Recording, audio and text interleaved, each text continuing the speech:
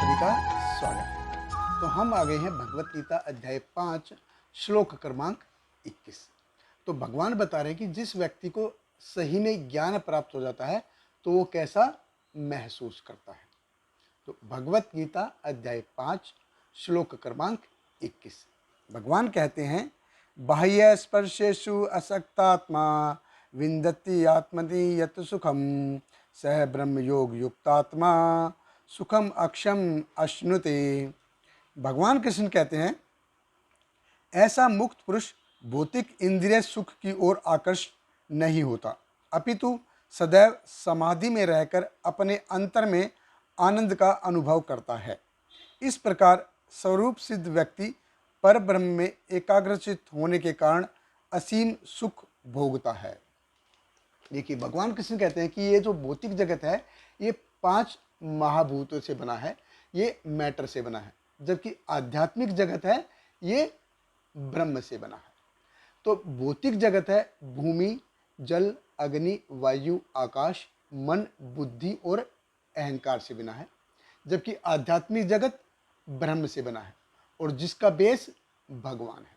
तो ये जो भौतिक जगत है ये भूतवा भूतवा प्रलीयते, ये पनपता रहता है, नष्ट होता रहता है, पनपता रहता है, नष्ट होते रहते हैं। ये बनते हैं, बिगड़ते हैं, बनते हैं, बिगड़ते हैं। ऐसे जैसे रेगिस्तान में जैसे बालू के टीले होते हैं, वो बनते हैं, बिगड़ जाते हैं, फिर बनते हैं, फिर बिगड़ जाते हैं।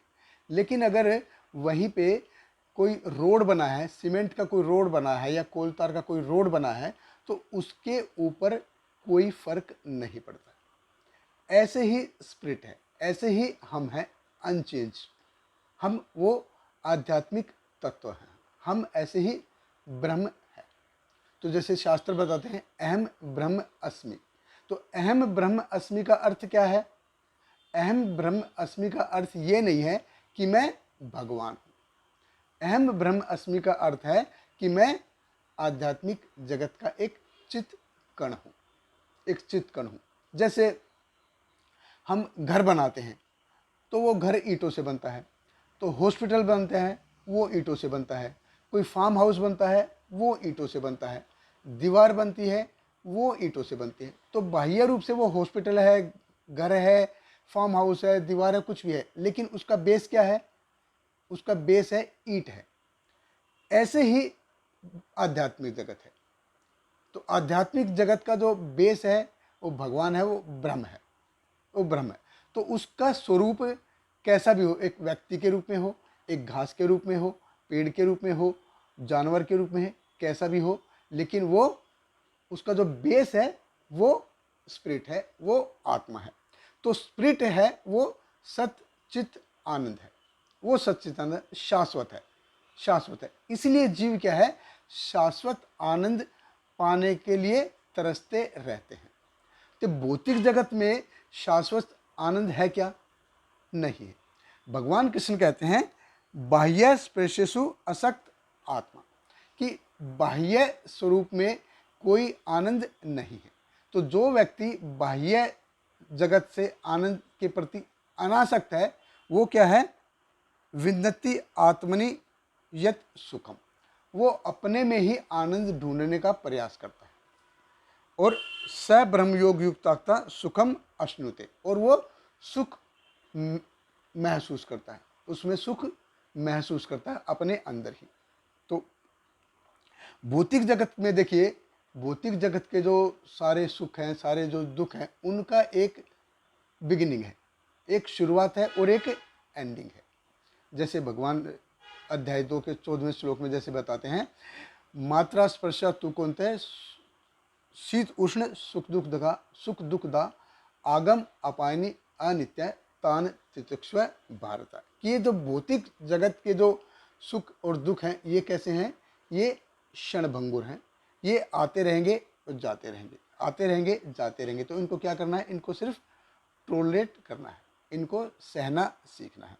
तो जो सही में ज्ञान में जो प्रगत व्यक्ति है वो जानता है कि वो इस भौतिक जगत में कुछ सुख और कुछ दुख का कॉम्बिनेशन लेके आया है।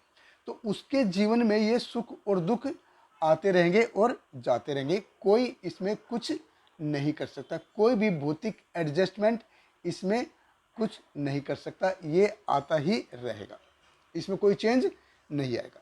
तो जो व्यक्ति बाह्य बाह्य दुख से, बाह्य सुख से प्रभावित हुए बिना, उनसे अनासक्त रहते हुए अपने आप को ब्रह्म समझ के और अपने अंदर ही सुख का अनुभव करता है, वो भगवान कृष्ण कहते हैं वो सही में ज्ञान में प्रगत व्यक्ति है। तो असली सुख एक्चुअली बाह्य जगत में नहीं है, असली सुख बाह्य जगत में नहीं है, असली सुख अपने अंदर गहरा डूबने में है, असली सुख अपने अंदर गहरा डूबने में है, अपनी असली आध्यात्मिक पहचान समझने में है।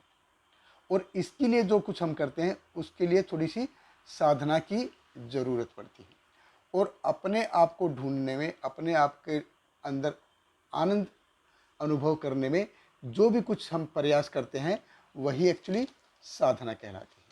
बहुत बहुत धन्यवाद। हरे Krishna. Hare Krishna, Hare Krishna, Krishna Krishna, Hare Hare, Hare Rama, Hare Rama, Rama Rama, Hare Hare.